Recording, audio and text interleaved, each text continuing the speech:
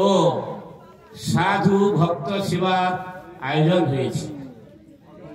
এখানে আকুল আহ্বানে সমস্ত গ্রামবাসী ভক্তবৃন্দ, পাড়া প্রতিবাসী ভক্তবৃন্দ, আত্মীয় পরিজন, শুভনাধ্যায়ী এবং পতিত পাবন বৈষ্ণব বৃন্দ উপস্থিত হয়েছে। এসেছি তাহার আকুল আহ্বানে, না তাহার পরলোকগত যে অতিরিক্ত আত্মা রয়েছে তিনাদের পরম মঙ্গল কামনা। শাস্ত্রে আছে যে আমাদের এই জগতে যে বৈদিক ক্রিয়া কর্ম রয়েছে এগুলো সমস্ত সুন্দর সুষ্ঠু সম্পন্ন করার পরে যতক্ষণ পর্যন্ত গুরু বৈষ্ণবের পূজা সেবা হবে এবং তারা প্রসন্ন হবেন ততক্ষণ পর্যন্ত আত্মা পরিতৃপ্তি লাভ করবে না। শাস্ত্রে তার নিদর্শন দিয়েছে যে যুধিষ্ঠির মহারাজ কুরুক্ষেত্র যুদ্ধের পরে তার পিতৃদেব বিয়োগ হয়ে পিতৃদেব পাণ্ডু স্বর্গধামে আরোহণ করেছিলেন। স্বর্গধামে আরোহণ করা থাকা সত্ত্বে একদিন আমাদের পরম্পরা গুরুপাদ পদ্ম পরম দয়ালু কৃপালু বৈষ্ণব ঠাকুর নারদ ঋষি স্বর্গে তিনি সর্বত্র বিচরণ করেন। সেদিন স্বর্গে গমন করেছিলেন।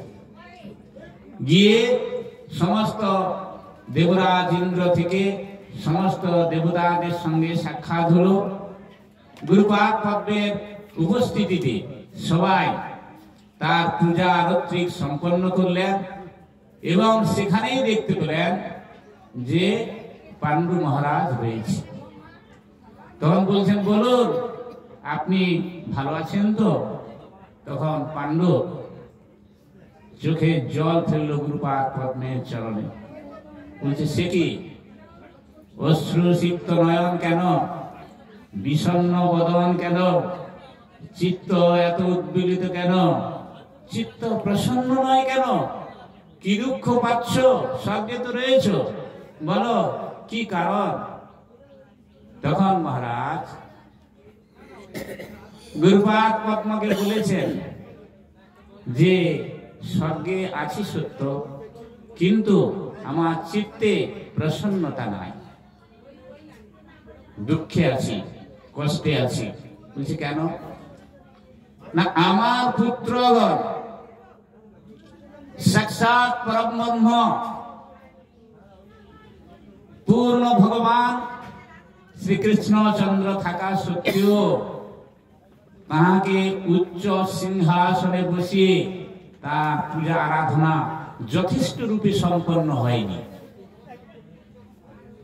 যতক্ষণ পর্যন্ত ভগবানকে সর্বঊর্ধ্ব আসন দিয়ে তার চরণ পাদ পদ্মে বসে তার সেবা বিধান করে তাকে যতক্ষণ পর্যন্ত প্রসন্ন করতে পারবে ততক্ষণ পর্যন্ত আমি চিত্তে প্রসন্নতা লাভ করতে পারব না। তখন নারদ ঋষি এই কথা শুনে অত্যন্ত প্রীত হলেন, অত্যন্ত প্রসন্ন হলেন। বললেন যে বড় প্রীত হয়েছি বৎস তোমার বক্তব্য শুনে, তুমি বড় উত্তম বক্তব্য পেশ করেছ এবং এই যে প্রসন্নতা অপ্রসন্নতা তোমার চিত্তের মধ্যে দেখা দিয়েছে এইটা যথার্থ। তবে আমি এখান থেকে হস্তিনাপুর গমন করব, করে তোমার এই দুঃখের কথা তোমাদের পুত্রদের কাছে আমি নিবেদন করব। তুমি নিশ্চিন্তে থাকো বলে সেখান থেকে বিদায় নিয়ে নারদ ঋষি এবারে তার গমন পথে কীর্তন করতে করতে তিনি হস্তিনাপুর গমন করছেন। নারদ ঋষি বাজায় বীণা রাধিকার মন নামে। নারদ ঋষি বাজায় বীণা রাধিকার মন নামে। নাময়মণি উদিত হয় ভকত গীত সামে। নাময়মণি উদিত হয় ভকত গীত সামে। নারদ ঋষি বাজায় বীণা রাধিকার মন নামে। নারদ ঋষি বাজায় বীণা রাধিকার মন নামে। নারদ ঋষি বাজায় বীণা রাধিকার মন নামে। নারদ ঋষি বাজায় বীণা রাধিকার মন। जय हो युधिष्ठिर महाराज की जय, हस्तिनापुर अधिपति की जय, भगवान कृष्णचंद्र की नारायण नारायण। কি ব্যাপার গুরুদেব সবাই ছুটে আসলেন, কৃপয়া অধিষ্ঠান করুন, স্বাগতম স্বাগতম স্বাগতম। সবাই ছুটে আসলেন যে গুরুদেব এসেছেন নারদ ঋষি। সবাই পূজা আরতি সম্মান কীর্তন সমস্ত কিছু করলেন। করার পরে যুধিষ্ঠির মহারাজ চরণ পাদ পদ্মে বসে বলছে, বলুন গুরুদেব কুশল বার্তা বলুন। আপনি আমার এই সামান্য কুটিরে এসে চরণ রেখেছেন, এর কারণ বলুন। তখনই নারদ ঋষি, বাহ তুমি বিচক্ষণ বটে, ধর্মজ্ঞ বটে। কেন আমি এসেছি, কার্য হয়েছে, কারণ থাকবে না তা তো হতে পারে না। সে কারণে তোমার মনে এই যে সত্য প্রশ্নের উদয় হয়েছে, আমি অত্যন্ত প্রীত হলাম। বাহ শোনো বৎস, তোমার পিতৃদেব স্বর্গে রয়েছে। আমি স্বর্গে গমন করেছিলাম, সেখানে তার সঙ্গে আমার দেখা হয়েছিল। বলুন গুরুদেব আমার পিতা কেমন আছে, ভালো আছে তো? বলছি যে না ভালো নেই। বলছি কি করে থাকবে? বলছি কেন? পিতৃদেব জানিয়েছেন যে তোমরা ভগবান শ্রী কৃষ্ণচন্দ্রকে উচ্চ আসনে বসিয়ে তার পূজা আরতি সম্পন্ন করেছ। তখন যুধিষ্ঠির মহারাজ চিন্তা করলো যে গুরুদেব অপূর্ব অপূর্ব কথা, আমি কৃষ্ণকে আমার হৃদয় সিংহাসনে বসিয়েছি সত্য, এবং কৃষ্ণ ব্যতীত আমি আর অন্য কোনো বুঝি না, জানি না, এটা সত্য। কিন্তু এটা আমার অভ্যন্তরে রয়েছে, আমার অন্তরের ভেতরে রয়েছে, কিন্তু বহিরে তার যথার্থ প্রকাশ হয়নি। এই জন্য আমি দুঃখিত, আমি ক্ষমা প্রার্থী, আমাকে কৃপা করবেন গুরুদেব। আমি যথাসাধ্য চেষ্টা করব আমার পিতার প্রসন্নতা এবং আপনার আদেশ অক্ষরে অক্ষরে পালন করা। আপনি আশীর্বাদ করুন যথার্থ বস্তু। তখন কৃষ্ণচন্দ্র এই রাসযজ্ঞের আয়োজন করেছে। সেখানে পঞ্চপাণ্ডব এবং বিশিষ্ট বর্গদের দিকে বলেছিলেন যে হে পঞ্চপাণ্ডব, সমস্ত বিশিষ্ট রাজন্যবর্গ আপনারা বলুন যে এই যে আমরা এতদিন যাবৎ জীবন যাপন করলাম, এখন আমাদের কি করা কর্তব্য। কে আমাদের মধ্যে শ্রেষ্ঠ, এই যজ্ঞের শ্রেষ্ঠ আসন অধিকার করবেন কে। তখনই কেউ কিছু বলার আগে নকুল সহদেব বলেছিলেন যে আমাদের মধ্যে সর্বশ্রেষ্ঠ উচ্চ আসনে বসে পূজা পাওয়ার অধিকার একমাত্র ভগবান কৃষ্ণচন্দ্রের। জয় কৃষ্ণচন্দ্র কি।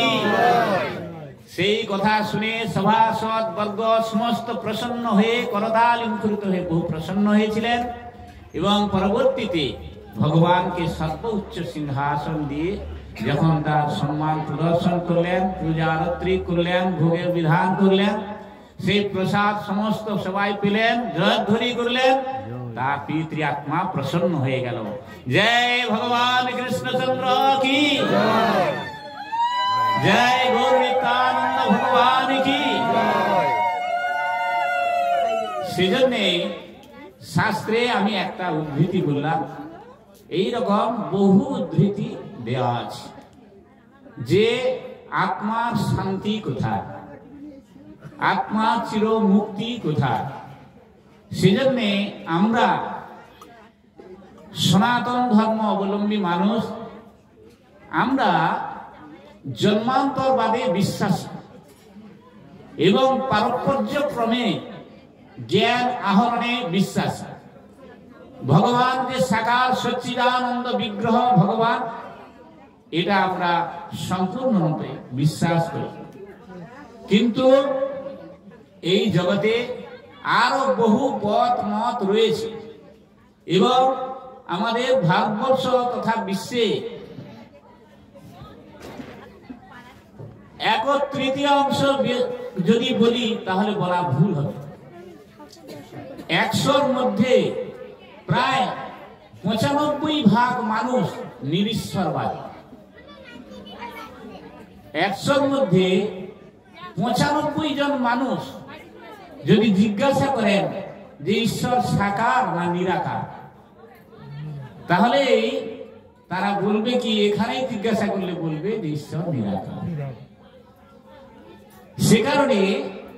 সে কারণে আমরা যারা সনাতনী তারা বুঝে উঠতে পারছি না যে প্রকৃত ঈশ্বর কে, ভগবান কে, ভগবান কাকে বলে, এটা তারা বোঝে না, বোঝার চেষ্টা করে না। সেই জন্যে আমাদেরকে গীতা, শ্রীমদ্ ভগবত গীতা যদি আস্বাদন করে তাহলে সেখানে বলা আছে বহুনাং জন্ম জায়ন্তি, যে মানুষ বহু জন্ম করার পরে, ফের করার পরে, তারপরে তার বহু জীবন পরিত্যাগ করার পরে তারপরে সে মানুষ হয়। কোটি কোটি মানুষের মধ্যে একজন মানুষের সিদ্ধি হয়, কোটি সিদ্ধি লোকের মধ্যে একজন মানুষ ভগবত তত্ত্ব জানার ইচ্ছা প্রকাশ করে। অতএব সেজন্যে আমাদের এই জগতে সনাতন যে ব্রহ্ম, সনাতন শব্দে নিত্য, স্থায়ী, অজর, অমর, অক্ষয়, অব্যয় পুরুষ, সেই নিত্য ধর্ম অবলম্বী হচ্ছে সনাতন। সনাতনীরা, সনাতন ধর্মের বিশেষত কি না, সনাতন ধর্ম অবলম্বী মানুষ হচ্ছে আত্মধর্ম পালন করে।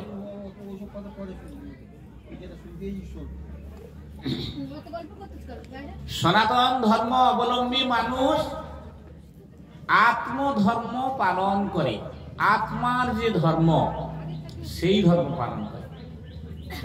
মুখ্য সনাতনী মুক্ত বিষ্ণু ভক্ত ব্যতীত আর সমস্ত মানুষ দেহের ধর্ম পালন করে। ঠিক কিনা? হরে কৃষ্ণ, বোঝা যাচ্ছে আমার কথা?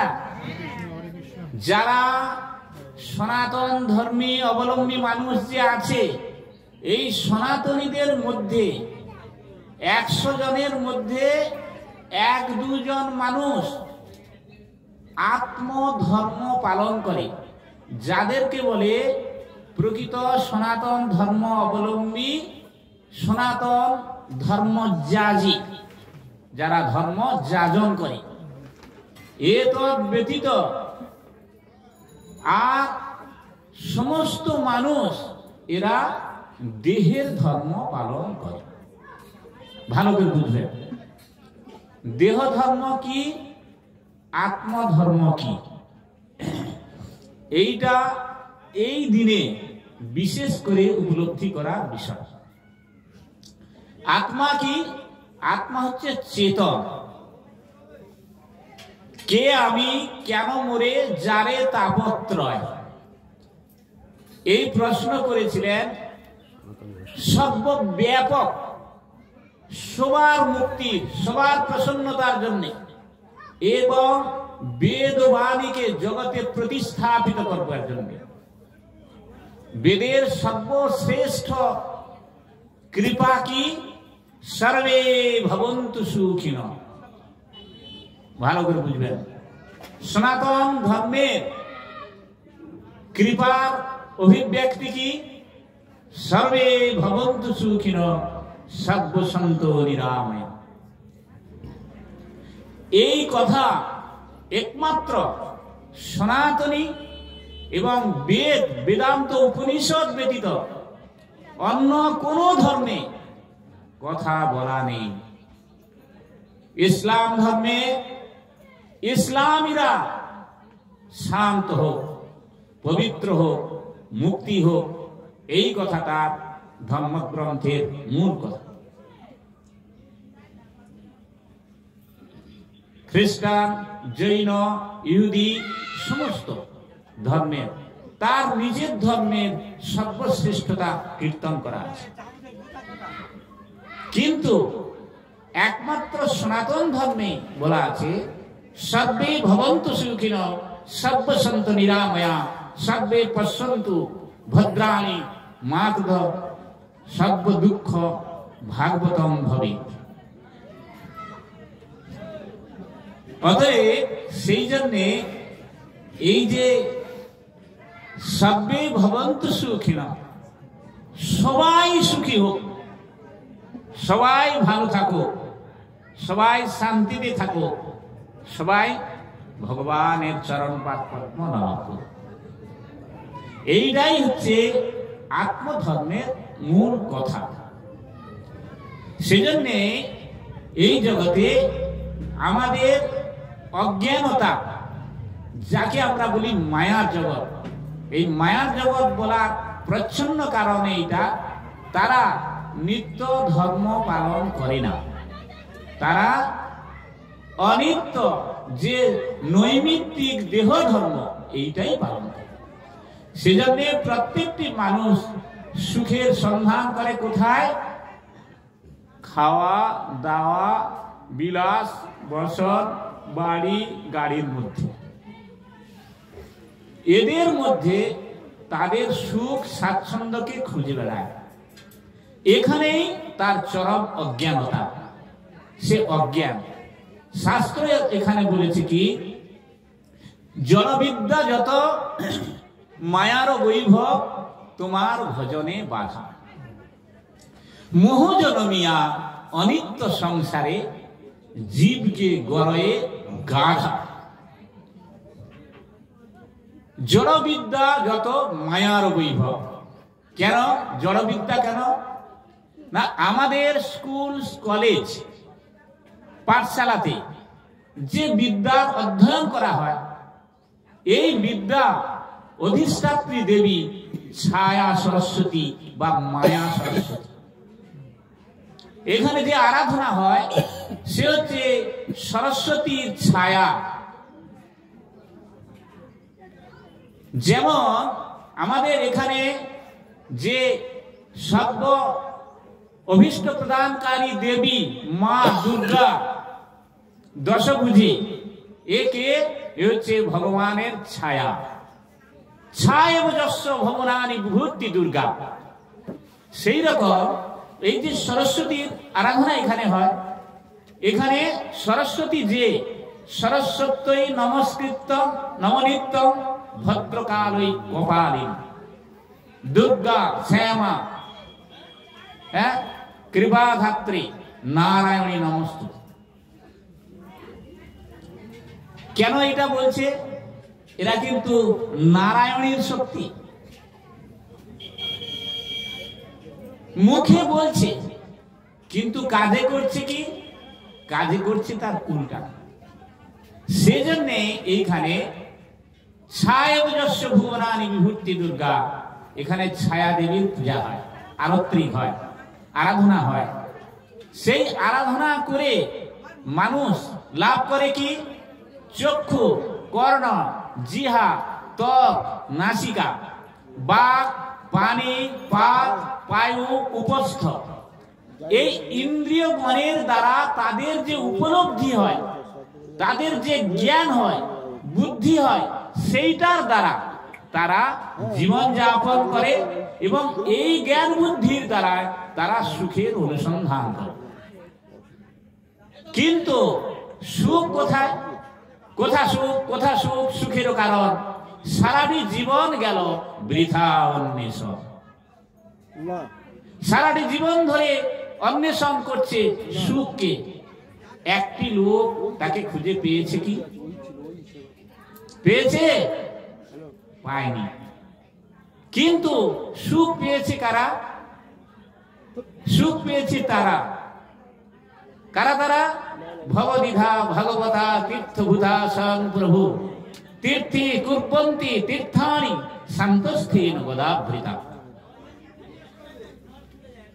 এই ভবদ্বিধা, এই ভব সংসারে যে দ্বিধা দ্বন্দ্ব আছে, সুখ দুঃখ আছে,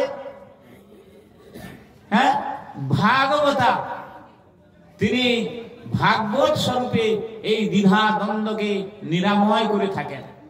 তিনি তীর্থভূতা, তিনি স্বয়ং তীর্থ, তীর্থপদ যে কৃপা মূর্তি, তিনি তীর্থী, সমস্ত তীর্থকে যে পবিত্র করে, তীর্থি কুর্বন্তি করে, তীর্থানি সমস্ত তীর্থকে শান্তস্থেন গদাভৃতা, সেই শান্তস্থেন গদাভৃত ভগবান বিষ্ণুকে হৃদয়ে ধারণ করে তিনি হচ্ছে বৈষ্ণব। এইটা বিদুর মহারাজকে প্রার্থনা করেছিলেন যুধিষ্ঠির মহারাজের, বুঝুন। সেই জন্য এখানে এর এ করে কারা? সেই নিত্য সিদ্ধ ভাগবত পার্ষদ বৈষ্ণবগণ বা বৈকুণ্ঠ দূতগণ। সেজন্যে আমরা কে? কে আমি? আমি কে? আমি কে? কে আমি? আমি কে? আমি কি দেহ? না আমি কি মন? না আমি কি বুদ্ধি? না আমি অহংকার? না আমি কে? কে আমি? এইটা যদি কেউ নিজেকে প্রশ্ন করে তাহলেই বুঝতে পারবে যে সে কে। কি করে বুঝবে? না সম্মুখে যখন তার নিজ পরিজন, আত্মীয় এবং অত্যন্ত ঘনিষ্ঠ পিতা মাতা বন্ধুজন যখন মৃত্যুবরণ করবে, কি পিতা সম্মুখেই শুয়ে আছে, বলছে হায় বাবা তুমি কোথায় গেলে গো, হায় মা তুমি কোথায় গেলে গো, তুমি এখনই ছিলে, কোথায় গেলে? কেন? সে তো সামনে শুয়ে আছে, ঠিক কিনা? সামনে তো শুয়ে আছে, আবার কোথায় গেল? সামনেই তো আছে। যে বলছে তো বাবা তো সামনে শুয়ে আছে, তা কোথায় গেল বলছি কেন? কোথায় গেছে? এই তো বাবা। বলছে এ বাবা নয়, তাহলে এ কে? না এ মোড়া, এ হচ্ছে বাবা নয়, বাবার মৃতদেহ। তাহলে বাবা কোথায় গেল? ভালো করে বুঝুন, বাবা কোথায় গেল? না বাবা এ দেহটা ছেড়ে চলে গেছে। তাহলে কে? দেহটা বাবা নয়, ঠিক কিনা? সেই দেহকে যখন ডাক দেয়া হচ্ছে, বলা হচ্ছে বাবা তুমি কথা বলো, কথা বলবে, তাহলে মুখ আছে কথা বলছে না, চোখ আছে দেখছে না, কান আছে শুনছে না, নাক আছে গন্ধ নিচ্ছে না, হাত আছে নড়ছে না। কেন? আত্মা চলে গেছে না, তার যে চেতন সত্তা, যে আত্মা, যে বাবা বাবা বলে যে ডাক শোনাতো, সেই ডাক শোনানোর যে চেতন সত্তা বাবা, সে নাই। বুঝা যাচ্ছে কথা? তাহলে এই যে আমরা আজ তার উদ্দেশ্যে ক্রিয়া করছি, তাহলে কার উদ্দেশ্যে ক্রিয়া করছি? এই দেহটার উদ্দেশ্যে, না দেহ ছেড়ে যে চলে গেল তার উদ্দেশ্যে? কার উদ্দেশ্যে? যে আত্মা চেতন তার উদ্দেশ্যে। শাস্ত্রে কি বলছে, গীতাতে কি বলছে? নজায়তে মৃয়তে বা কদাচিৎ নায়ং ভূতা ভবিতা না ভুয় অজ নিত্য শাশ্বত হয়ং পুরাণে নহন্য দেহন্যমানেন শরীরে। তাহলে নজায়তে জন্মায় না, জাত হয় না, নজায়তে মৃয়তে মরে না, মৃত্যুবরণ করে না, মলিন হয় না, কদাচিৎ কখনো না, কোনদিন না, নায়ং ভূতা ভবিতা ন ভুয়। অতীত বর্তমান ভবিষ্যৎ কোনো দিনই তার এরকম অবস্থা ঘটে না। কি জন্ম হয় না, মৃত্যু হয় না, হ্যাঁ, নজায়তে মৃয়তে বা কদাচিৎ নায়ং ভূতা ভবিতা নায়ং ভুয়া অজ নিত্য শাশ্বত হয়ং পুরাণে। সে অজ, সে অজ, জন্মাচ্ছে না, হ্যাঁ, জনি সম্ভবা হচ্ছে না, অজ, নিত্য। নিত্য কি স্থায়ী, কোনদিনই তার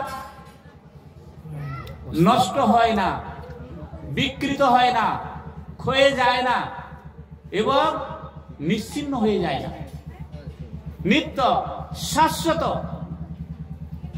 সদা সর্বদা সত্য সত্যায় প্রতিষ্ঠিত সেই আত্মা, সে ভগবান বিষ্ণুর অনুকণা, পূর্ণ চেতন বস্তু, শাশ্বত হয়ং সনাতন নহন্য দেহন্যমান। দেহটা নষ্ট হয় কিন্তু আত্মা কোনদিন নষ্ট হয় না। এই আত্মা কি করে না, বাসাংসি জীর্ণানি যথা বিহায় নবানি গৃহ্ণতি নরহ পরানি তথা শরীরানি বিহায় জীর্ণা নন্নানি সংজাতি নবানি দেহি। বাসাংসি জীর্ণানি যথা বিহায়, বহির্বাস, আমাদের যে এই জামা কাপড়, এগুলো যখন জীর্ণ হয়ে যায়, মলিন হয়ে যায়, ছিঁড়ে যায়, তখন আমরা কি করি না, পুরাতন জীর্ণ কাপড় চোপড় জামা কাপড়কে ফেলে দিয়ে নতুন জামা কাপড় পরিধান করি। বাসাংসি জীর্ণানি যথা বিহায় নবানি গৃহ্ণতি নরহ পরাণি তথা শরীরানি বিহায় জীর্ণা। ঠিক সেইভাবে এই শরীরটা যখন কর্ম ফলে জীর্ণ হয়ে যায়, নবানি গৃহ্ণতি নরহ পরাণি তথা শরীরানি বিহায় জীর্ণা নন্নানি সংজাতি নবানি দেহি। এটা কি দেহ, দেহর মধ্যে কে আছে? দেহি, সেই হচ্ছে আত্মা। যেমন তীর্থ, তীর্থ কি সমস্ত গঙ্গা যমুনা সরস্বতী এগুলো সব তীর্থ, কিন্তু তীর্থী, তীর্থীকে, তীর্থকে পবিত্র করেন যিনি, তীর্থকে পবিত্র করেন যিনি, তিনি হচ্ছে তীর্থী। সেরকম দেহ, দেহকে যিনি চালনা করে, দেহকে যিনি পরিচালনা করে, তিনি হচ্ছে দেহি। সেই জন্যে যে তথা শরীরানি বিহায় জীর্ণা নবানি নন্নানি সংজাতি নবানি দেহি। সেই আত্মা জীর্ণ, কর্মফলে জীর্ণ। জীর্ণ মানে বুড়া নয়, এটা বুঝবে না। জীর্ণ মানে বয়স হয়ে যাওয়া, বুড়া হয়ে যাওয়া, থুরথুরে হয়ে যাওয়া, তা নয়। জীর্ণ মানে কর্মফলে জীর্ণ। কর্মফল যখন পরিপূর্ণ হয়ে যায় তখন সেই দেহ জীর্ণ হয়ে যায়। সেই জীর্ণ দেহকে ছেড়ে আত্মা নতুন দেহ পরিগ্রহ করার চেষ্টা করে, উন্মুখ হয়। কিন্তু দেহ ছাড়লেই যে দেহ পায় এটা কখনোই সত্য নয়। দেহ ছেড়ে দেওয়ার পরে দেহ পেতে গেলে কত কোটি কাল তাকে ভ্রমণ করতে হয় তার কোনো ইয়াত্তা নেই। ভালো করে বুঝবেন। সেই জন্যে ভৌতিক দেহ কিরকম? ক্ষিতি অব তেজ মরুদ কি? মাটি, জল, আকাশ, বাতাস, সূর্যালোক, এই পঞ্চ মহাভূত থেকে এই ক্ষুদ্র ক্ষুদ্র ভূতের সৃষ্টি হয়েছে। যারা সামনে বসে আছে, এই দেহগুলির জন্ম হয়েছে। এই দেহগুলি সমস্ত মাটির বিকার। এখান থেকে এর সৃষ্টি হয়। মাটি রসের সমস্ত সম্মিলিত হয়ে বিকৃত রস দেহের মধ্যে প্রবাহিত হয়। কি? মাটিতে বিকৃত হয়ে কোথায় যায়? গাছের মধ্যে যায়। যে তৃণ গুল্ম লতা পাতা ফল ফুলের মধ্যে থাকে সেই ফল সমস্ত জীব খায়। মা খায়, বাবা খায়, পুরুষ জীব আর নারী দেহ জীব। সেটা শুধু যে মানুষ কথা নয়, পশু পাখি কীট পতঙ্গ সবাই। তারা খেলে সেই খাদ্যের মধ্যে কি যায়? শুক্র কীট। শুক্র কীট কীট রূপে প্রবেশ করে। কোথায়? অস্থি মজ্জার ভিতরে। সেই মজ্জা থেকে নিঃসৃত রসই বীর্য বা রজ। এই রজর রস কি করে না গর্ভের মধ্যে প্রবেশ করে। বুঝা গেল? এমনি ঢুকতে পারবে না। এই জন্যই বলে দেহকে মাটির বিকার। এই জন্য এ দেহ জড়। আমাদের মানুষ বুঝে থাকে কি না আমার হাঁটুটা খুব ব্যথা, আমার হাঁটুতে যন্ত্রণা, আমার ঘাড়ের যন্ত্রণা, আমার পেটের যন্ত্রণা। কি? এইবারে ভরত ঋষি বলছে কি যে ব্যথা মানে, তখন বলছে যে রঘুগণ রাজা শিবিকাদের পালকি চড়ে যাচ্ছে, তো পালকি বাহকরা যখন পালকি বহন করবে হাঁটবে তাদের পায়ে ব্যথা হবে না? কষ্ট হবে না? তখন বলছে যে এই যে শিবিকারা পালকি বাহকরা পালকি বহন করছে তা এদের পায়ে ব্যথা হবে না? বলে পায়ে ব্যথা হবে কেন? তো বলছে গুরুদেব আপনি যে বলছেন আমি বুঝতে পারছি না। বলে বুঝতে পারছো না? বলছে না, আপনি যদি কৃপা করেন একটু বুঝিয়ে বলেন। তখন বুঝতে হলে তোমাকে শান্ত হতে হবে, তোমাকে বুঝতে হবে না। কিরকম? এই যে হাঁটছে এরা এ করছে, এদের পায়ে ব্যথা হবে না? বলে না, পায়ে কেন ব্যথা হবে? বলে সে কি, তাহলে কি হবে? তখন বলছি শোনো না, এই যে দেহ এটা জড় না চেতন তা তো বলতে পারছি না। বলে তা বুঝতে পারছো না? বলছে আচ্ছা তাহলে শোনো, মানুষের মৃত্যু দেখেছ? বলে হ্যাঁ মৃত্যু দেখেছি। তা মৃত্যু হলে কি হয়? মৃত্যু হওয়া কাকে বলে না দেহ থেকে চেতনটা চলে যায়, আত্মাটা চলে যায়। তাহলে আত্মা চলে গেল, তাহলে দেহ তো আছে, চলবে না কেন? ফিরবে না কেন? সব তো হবে, দেহ তো আছে, আত্মাটা গেছে গেছে গেছে, তাহলে দেহ কেন চলবে না? দেহ কেন কথা বলবে না? চোখ কেন দেখবে না? বলছে না, আত্মা চলে গেলে আর দেখতে পায় না। তাহলে তুমি কি বুঝো? আত্মা দেহ পৃথক,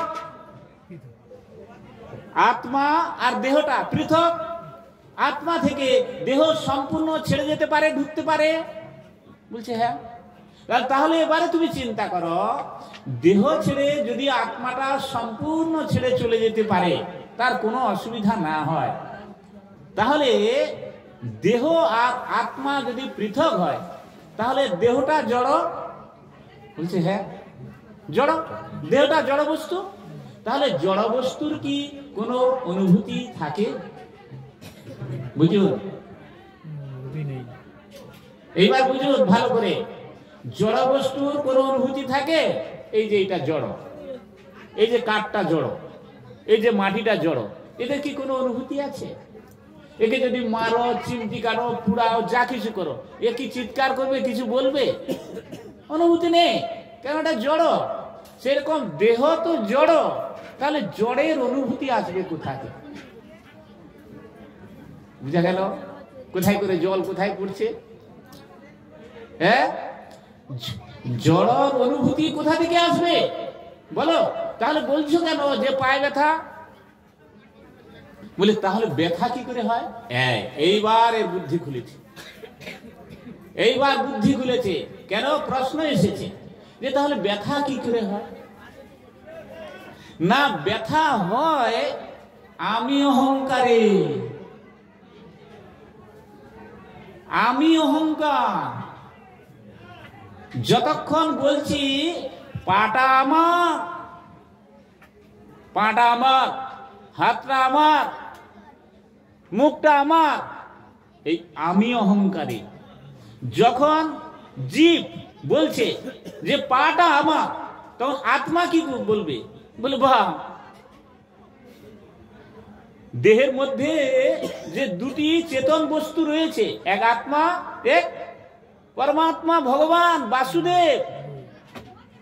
বাসুদেব রয়েছে না, বাসুদেব রয়েছে বলেই তো তার কৃপাতে চলছে ফিরছে, তার কৃপাতে চেতন চৈতন্য লাভ করছে। পরম চৈতন্য না থাকলে অনুচৈতন্য চলবে কি করে? তার জ্ঞান বুদ্ধি আসবে কি করে? পারে না তো। কেন? ক্ষুদ্র চৈতন্যের দ্বারা এত বড় চেতন সত্তা হতে পারে না। বাসুদেব আছে বলে। বাসুদেব ছেড়ে গেলে দেহটা থাকে, আত্মাটা থাকে, কিন্তু অজ্ঞান থাকে। ভালো করে বুঝুন। কি মায়েরা কথা বলছে কেন? কঠিন হচ্ছে বুঝানো, বুঝতে কষ্ট হচ্ছে? ভালো করে শুনো, ভাগবত কথা শুনতে হয়, আর কিছু করতে হয় না, এটা বুঝতে হয় না। বুঝবে সে যে তোমার দেহের মধ্যে আছে। আমি যাকে উদ্দেশ্য করে বলছি, আমার এই কথা আমার কথা নয়। আমার মুখটা শুধু মাইকের মতো, আমার মুখ দিয়ে বার হচ্ছে, কিন্তু কথাটা আমার নয়। কথাটা কার? কথাটা আমার গুরুপাদ পদ্মের কথা। তিনি বলছেন, শুধু আমার মুখ দিয়ে বাড়াচ্ছে, আমি বলছি না। আমি সাধারণ, কিন্তু আমার গুরুপাদ পদ্ম সাধারণ। তিনি রাধারানীর নিত্য কিঙ্করী। কথা তিনি বলছেন আপনাদেরকে, আপনাদের মানে আপনাদের হৃদয়ের মধ্যে যিনি আছেন আত্মাকে বলছেন। কথা উনি শুনছেন, আপনার বুঝার দরকার নেই। আপনি শুধু চুপ করে কানটা খুলে থাকুন। শুধু কানটা খুলে থাকলে শুধু যেন তার মধ্যে প্রবেশ করে, এইটুকু চেষ্টা করুন। কানটাকে খুলে বসুন, ঢুকুক ভেতরে। কানের ভিতর দিয়া মরমে পশিল। কি? কানের ভিতর দিয়া মরমে পশিল, ভিতরে ঢুকবে, ব্যাস। সেই জন্যে যে এই আত্মা পরমাত্মা, আত্মা পরমাত্মা, এই পরমাত্মা যখন দেহ থেকে ছেড়ে যাবে তখনই দেহ থাকবে, আত্মা থাকবে, কিন্তু চেতন থাকবে না। মানুষ বেঁচে আছে, কথা বললে রেসপন্স করছে, হ্যাঁ হু বলছে, কিন্তু উত্তর দিতে পারবে না। আমার কথা সূত্র মিলছে বাস্তব জীবনে। শাস্ত্রে এই নিদর্শন রয়েছে। আমি একটি কথাও আমার কথা বলছি না, শাস্ত্রের কথা, গুরুপাদ পদ্মের কথাটা বলছি, ভাগবতের পূর্ণ তত্ত্ব বলছি। সেজন্যে যে দেহটা সম্পূর্ণ জড়, এই দেহের কোনো ব্যথা বা যন্ত্রণা এটা হতে পারে না। হয় কেন না, আমি অহংকারে যখন আমার অহং সৃষ্টি হয় মন বুদ্ধি অহংকারের মধ্যে, তখন এই আমি অহংকারে যন্ত্রণা শুরু হয়ে যায়। সেই যন্ত্রণাটা প্রতিফলিত হয় যখন মাথার অহংকার করি তখন মাথাতে, যখন পায়ের অহংকার করি পাতে, যখন দেহের অহংকার করি তখন দেহেতে শুরু হয়। নিতাই গৌর প্রেমানন্দে হরি বল, হরি হরি। আমি বুঝাতে পারছি, বুঝা যাচ্ছে? যখন তোমার মনে হবে, দেখুন, যখন মনে হবে যে আমি বড় সুন্দরী, আমাকে কত লোক দেখে, তোমাকে কি দেখে না, তোমার আকর্ষণীয় কিছু জিনিস আছে সেইগুলো দেখে। তাহলে তুমি মনে মনে মনে করো যে আমার মধ্যে অনেক আকর্ষিত জিনিস আছে, আমাকে অনেকে দেখে, সঙ্গে সঙ্গে সেই জিনিসটাতে সৃষ্টি হয়ে যাবে একটা টিউমার। বুঝা গেল? সঙ্গে সঙ্গে সেইখানে শুরু হবে একটা টিউমার, সঙ্গে সঙ্গে সেইখানে একটা যন্ত্রণা, সঙ্গে সঙ্গে সেইখানে তোমার হার্ট ক্ষয় শুরু হবে। কি করে হচ্ছে? আমি অহংকারে যখন আমার দেহ, আমার পাটা খুব সুন্দর, আমার পাটা সবাই দেখতে চায়, এই আমার যখন বুদ্ধি হলো আমি অহংকারে আমার পা সুন্দর, আমি অহংকার করলাম, সঙ্গে সঙ্গে সেই পাটা একটা হুঁচুট খেয়ে আঙুলটা ছেদ করবে। তাহলে কি ব্যথার সৃষ্টি হচ্ছে আমিত্বে, তার প্রতিফলন যে বিষয়টিকে নিয়ে আমি করছি সেইখানে। আমি বুঝাতে পেরেছি না? আরো সহজ বুঝাবো, বুঝা যাচ্ছে তো? সেই জন্যে বাউল রসিক ভক্ত কীর্তন করেছে, রূপের গরব করো না, এ রূপের গরব করো না। কেন? এ রূপের গরব করলে এ রূপ বেশি দিন থাকে না। বুঝা গেল?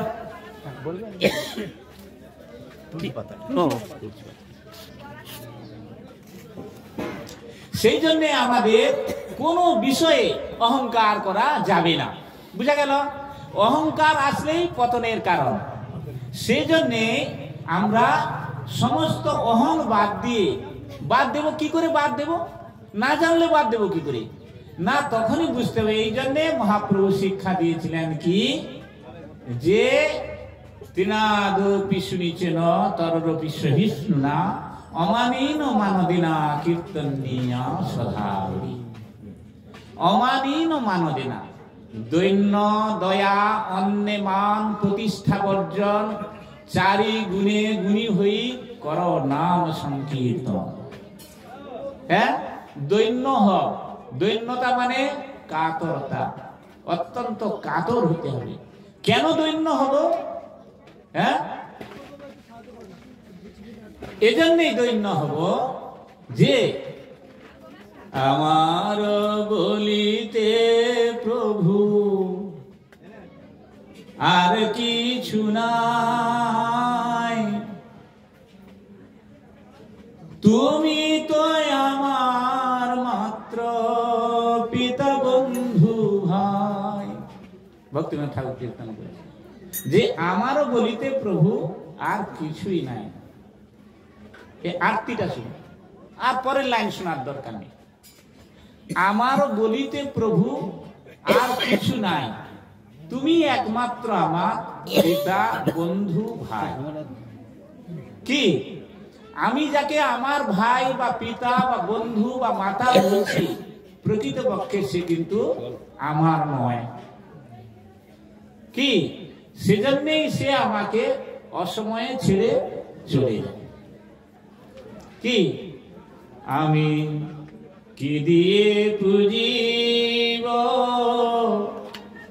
গোবিন্দ চরণ নয়নে নাহি কোজ।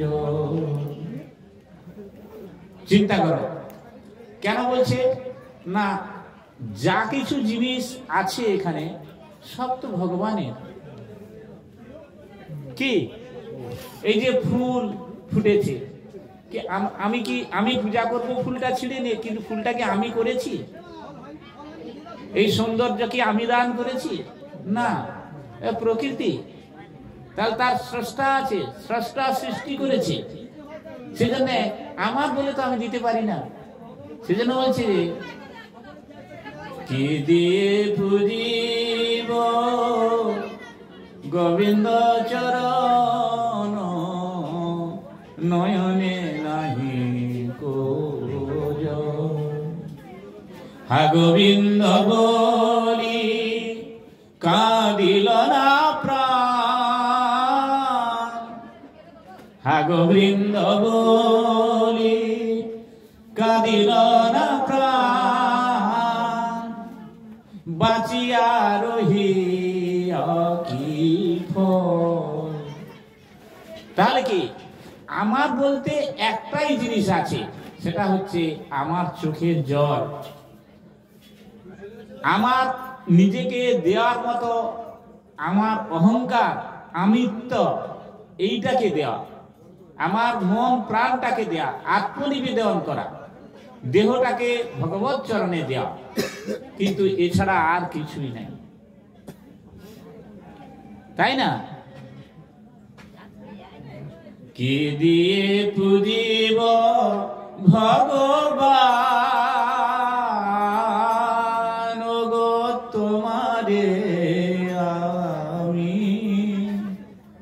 কি দিয়ে পুজিব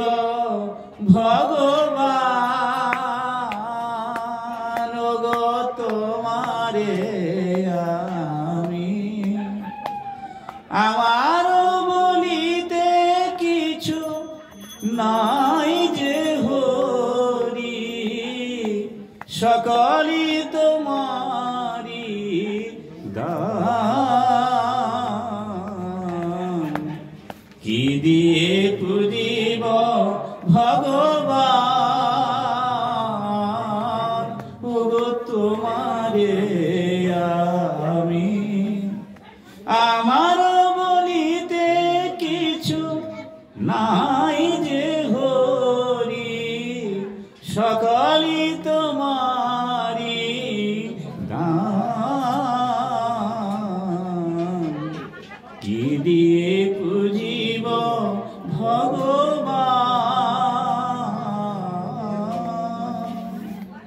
বুঝা গেছে? হ্যাঁ, আমারও বলিতে কিছু নাই যে হরি। এখানে আমার বলতে তো কিছু নাই, সকলই তো তোমারই দান, এ সমস্ত কিছু তো তার। কি গীতাতে ভগবান কৃষ্ণচন্দ্র বলছে, অহং সর্বস্ব প্রভবং মর্তং সর্বং প্রবর্ততে ইতিমত্তা ভজন্তি মাং বুধভাব সমন্বিতা। এই সর্বস্ব কিছু আমি প্রবর্তন করেছি। এ বাসুদেবময় জগৎ, সর্বত্রের মধ্যে ভগবান বাসুদেব রয়েছে, পরমাত্মা রয়েছে, জীবাত্মা রয়েছে। তাহলে এই সমস্ত কিছু আমি প্রবর্তন করেছি। এইটা যদি কেউ বুঝে, তাকে কি বলবে? পণ্ডিত বলা হবে, বিদ্যান বলা হবে, না হলে সে বুদ্ধিহীন। কি সেজন্য ভগবান কি বলছে যে অক্লেদ অচ্ছেদ্য, এই আত্মাকে ক্লেদ ছেদন করা যায়। নৈন্যং ছিন্নন্তি শস্ত্রাণি নৈন্যং দহতি পাবক নচিন্নং ক্লেদন্তপ্য নো শোষতি মারুত। অস্ত্রের দ্বারায় আত্মাকে ছেদন করা যাবে না, আগুনের দ্বারায় পুড়িয়ে দেওয়া যাবে না, ঠান্ডার দ্বারায় তাকে শীতল করা যাবে না। কি এরকম বুঝা যায় না, করা যায় না। নো শোষিত মারুত, মেঘ বৃষ্টি এসে তাকে ভিজিয়ে দিবে না, সেটা করতে পারবে না। কি এ আত্মাকে ধরতে পারবে ডাক্তার? এত কিছু অনুবীক্ষণ যন্ত্রে ধরছে, তা আত্মাকে ধরুক না, ধরে একটু বোতলে পুরে দিক, পারবে? হ্যাঁ, পারবে না। কেন না? তাকে কঠোপনিষদ বলছে নয়াত্মা প্রবচেন লব্ধ ন মেধয়া ন বহুনা শ্রুতেন জমে বৈশে তেন লভ্য তস্যৈষ আত্মা বিবৃণীতে তনুস্যাম। নচিকেতাকে যম মহারাজ উপদেশ করছে, জানাচ্ছে যে নচিকেতা বলছে যে মহারাজ মৃত্যুর পরে জীবাত্মা কোথায় যায়। যম মহারাজ নচিকেতাকে বলছে বহু রকমের, তুমি বাচ্চা, তুমি ছেলে মানুষ, এই প্রশ্ন কেউ কোনোদিন করে না, এই প্রশ্ন কোটি কোটি সাধুর মধ্যে একজন করতে পারে না, আর এই প্রশ্নের উত্তর তো দেওয়া যায় না, এ তো খুব অসম্ভব একটা ব্যাপার। তার চেয়ে তোমাকে আমি অনেক ঐশ্বর্য দিব, তুমি সেগুলো নিয়ে শান্ত থাকো, এ কথা বাদ দাও। বলছে না, হবে না, ওটাই বলতে হবে। হ্যাঁ, সেখানে এই কথা এ করেছিলেন যম ভাগবত মহারাজ নচিকেতা আসন। এটা হচ্ছে কঠোপনিষদে আছে। হ্যাঁ, সেজন্যই আমাদেরকে যে এই আত্মতত্ত্ব, এই আত্মতত্ত্ব মানে কি? নিজ তত্ত্ব। নিজ তত্ত্ব জানিয়া জীব সংসার না চায়, কেন বাভো জিনু মায়া করে হায় হায়। কেঁদে বলে ও হে কৃষ্ণ আমি তব দাস, তোমারে ভুলিয়ায় আমার হইল সর্বনাশ। বুঝেছ? এইটা যদি সে নিজ তত্ত্ব জানিয়া জীব সংসার না চায়, কি সে নিজেকে না জানলে, সে সংসারকে না জানলে সে কি করে ভগবানকে চাইবে?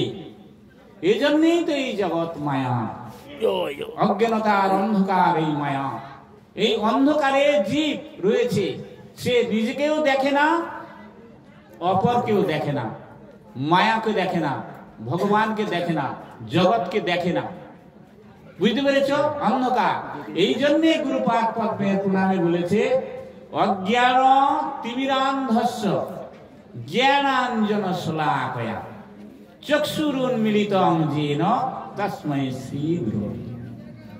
অজ্ঞান তিমিরান্ধস্য, অজ্ঞান রূপ অন্ধকার, তিমির ঘোর অন্ধকার, জ্ঞানাঞ্জন শলাকয়া, যিনি এই অন্ধকার, অজ্ঞান রূপ অন্ধকার গৃহের মধ্যে জ্ঞানের শলাকা মানে বাতি, প্রদীপ প্রজ্বলিত করে।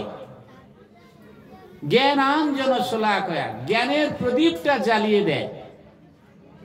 জ্ঞানাঞ্জন শলাকয়া চক্ষুরুন্মিলিতং যেন, এবং অজ্ঞান অন্ধ চক্ষু বিষয় ধূলিতে যে আবৃত রয়েছে, সেই জ্ঞানের চক্ষুটাকেও উন্মিলন করে দেয়, খুলে দেয়। চক্ষুরং মিলিতং যেন, উন্মিলিত করে দেয়। আমরা চক্ষু মুদ্রিত আছি, আমাদের চক্ষুটা বন্ধ আছে, জ্ঞান চক্ষুটা, অজ্ঞানের চক্ষুটা খোলা। সেজন্যে চক্ষুরং মিলিতং যেন তস্मै শ্রী গুরবে নমঃ। কি অন্ধকার আচ্ছাদ তন নিরোধক, অন্ধকার নিরোধিতা গুরুত্ব বিধিয়তে। গুরুর সংজ্ঞা কি না? অন্ধকার আচ্ছাদ, অন্ধকারটাকে, অজ্ঞান রূপ অন্ধকারটাকে শিষ্যের হৃদয় অভ্যন্তর থেকে আত্মসাৎ ছিনিয়ে নেয়, ছেনে নেয়, নিয়ে নেয়। পুরো অন্ধকারটাকে নিয়ে তন নিরোধক, সেইখানে প্রাচীর দিয়ে গৃহ তৈরি করে দেয়, ভক্তির গৃহ, যেখানে আর অন্ধকার প্রবেশ করতে পারে না। তন নিরোধক, নিরোধক, অন্ধকার নিরোধিতা, অন্ধকারটি আকে ছেনে দিয়ে আলো জ্বালিয়ে নিরোধ করে দেয়। গুরুত্ব বিধিয়তে, তাকেই গুরু পদবাচ্য বলে গ্রহণ করা যাবে, নচেত নয়। কি সর্ব সংশয় সংক্ষেপ্তা অনলস গুরুরাবৃতম। গুরু গুরু বললে তো হবে না, যাকে তাকে গুরু বললে তো হবে না। অসৎগুরু আশ্রয় করিলে ভবসমুদ্রে নিমজ্জিত হয়, সদ্গুরু আশ্রয় করলে ভবসমুদ্র থেকে উত্তরণ হওয়া যায়। নিতাই গৌর প্রেমানন্দে। সেই জন্যে मरा मरा सब कोई कहे, लेकिन मरना नहीं जाने कोई। फिर एक बार ऐसा मरो और कभी भी नहीं, कभी भी मरना ना हुई। तुलसीदास बोलছে কি যে মরা মরা सब कोई कहे, সবাই বলে যে মরে যাব, মরে যাব, মরতে হবে, জানি মরতে হবে, মরবো, কিন্তু লেকিন মরনা নাহি জানে কই, কিন্তু এরা মরতে জানে না। এরা কিভাবে মরতে হয়, এই মরতে সে এরা জানে না। ফির একবার ऐसा মরো, একবার এমন ভাবে মরে যাও যে কभी भी মরনা না হয়, আর কোনোদিন মরতে হবে না। হ্যাঁ, আর কभी भी মরনা না হয়, কোনোদিন আর মরতে হবে না। এই কথা গীতাতে বলে দিল কি না, অন্তকালে যে মামে ব স্মরণ মুক্ত কলে বরং, অন্তিম কালে যে আমাকে স্মরণ করে দেহ ত্যাগ করে, जो प्रयाति सो मद भाव जाति नास्तत्र संशय, সে যে আমার ধামে আমাতে প্রাপ্ত হবে এ নিয়ে কোনো সংশয় নেই। হে কৌন্তেয় অর্জুন, এ নিয়ে কোনো সন্দেহ নেই। জং জং বাপি স্মরণং ভাব ত্যাজ্যতেঞ্চ কলেবরং, যে যে ভাব নিয়ে দেহটা ত্যাগ করবে, কি জং জং বাপি স্মরণং ভাবং ত্যাজ্যতেঞ্চ কলেবরং তং তমে বৈতি কন্তেয় তদ্ভাব ভাবিত, যে যে ভাব নিয়ে দেহটা ত্যাগ করবে সে সেই ভাবেই আবার দেহটা গ্রহণ করবে। কি অন্তিম সময়ে যদি স্ত্রী পুত্র পরিবারের কথা মনে পড়ে, তাহলে কি হবে, তার কি জন্ম হবে, সংসারে কি জীব হবে সে, হ্যাঁ কি জীব হবে, ভাগবত কি বলছে, তাহলে সে কুকুর হইবে বা ছাগল হইবে। কেন না, এই অত্যাধিক দেহ সম্ভোগ করার যে ইচ্ছা, সেই ইচ্ছা তাকে কুকুর জনিতে পাঠিয়ে দিবে বা ছাগল জনিতে পাঠিয়ে দিবে। যেখানে কুকুর ছাগলের কোনো ছোট বড় আত্মীয় পরিবার জ্ঞান নাই। কি যে পাঠা সন্তান দান করেছে, যে ছাগলটা, তার ছেলেটা বড় হয়ে তার মাকেই সে সম্ভব করে, ঠিক কি না? এই জন্যে তার এই জন্মটা হয়। কি যদি অন্য কোনো বিষয় চিন্তা থাকে তাহলে সে বিড়াল হয়ে যাবে, চুরি করে খাবে আর মার খাবে।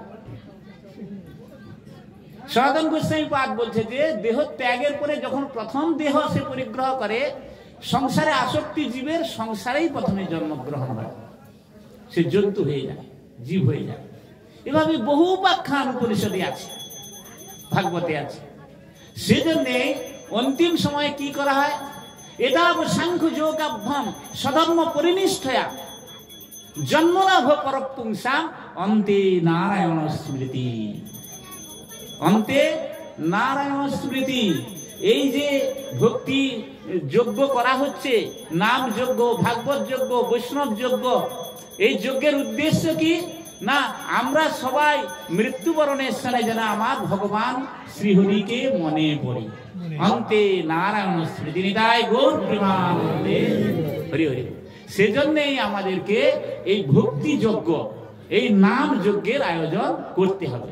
কলিকালে নাম বিনা নাহি আর ধর্ম, সর্বশাস্ত্র সার নাম, এই শাস্ত্র মর্ম। এত বলি এক নাম শিখাইলা মোরে, কণ্ঠে কহি সেই নাম করিহ বিচারে।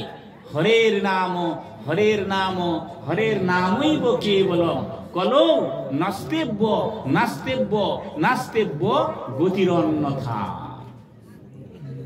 কি এক কথা তিনবার করে বললেন, কেন? দাঢ্য লাগি হরের নাম উক্তি তিনবার, জড় লোক বুঝাইতে পুনঃ একবার, কেবল শব্দ পুনরূপী নিশ্চয় কারণ, যোগ ধ্যান তপ আদি কর্ম নিবারণ, অন্যথা যে করে তার নাহিক নিস্তার, নাহি নাহি নাহি এব উক্তি তিনবার।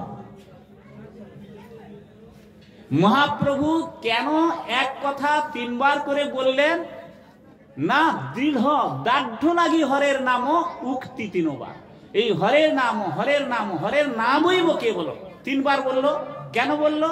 দাঢ্য লাগি। দাঢ্য লাগি মানে দৃঢ় প্রত্যয় হওয়া, আর কোনো সংশয় নয়। কি স্বামী তার স্ত্রীকে বলছে যে আমি তোমাকে একটা সোনার হার গড়িয়ে দেব। বলে সত্যি সত্যি আমাকে দেবে? বলে হ্যাঁ, সত্যি সত্যি সত্যি। তাহলে আর কোন রকমের সংশয় থাকলো না।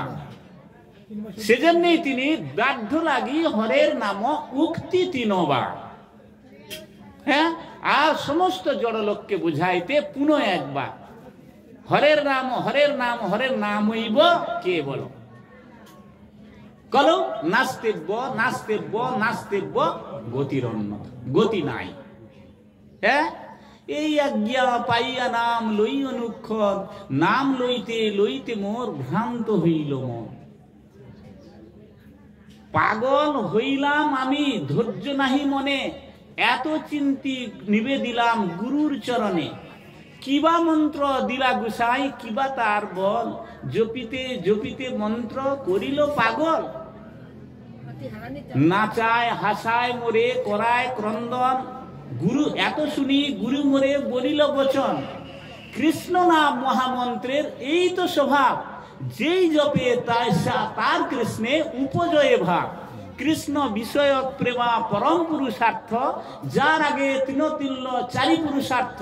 কৃষ্ণ বিষয়ক প্রেমা সর্বশাস্ত্রে কয় নিতাই গৌর প্রেমানন্দে। বুঝা গেল? সেই জন্য আমাদের কি করতে হবে? এমন হরি নাম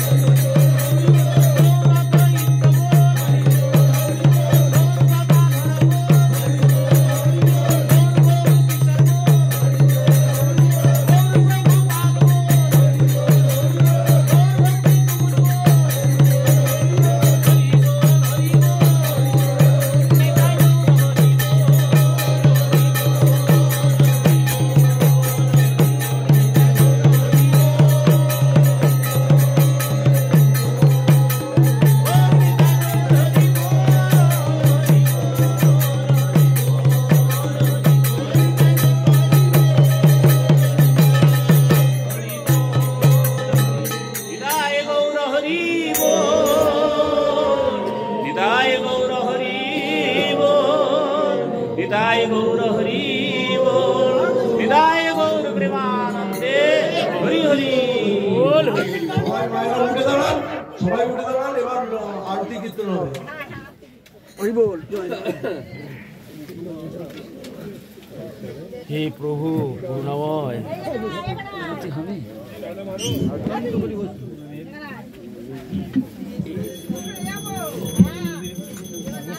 কৃষ্ণ।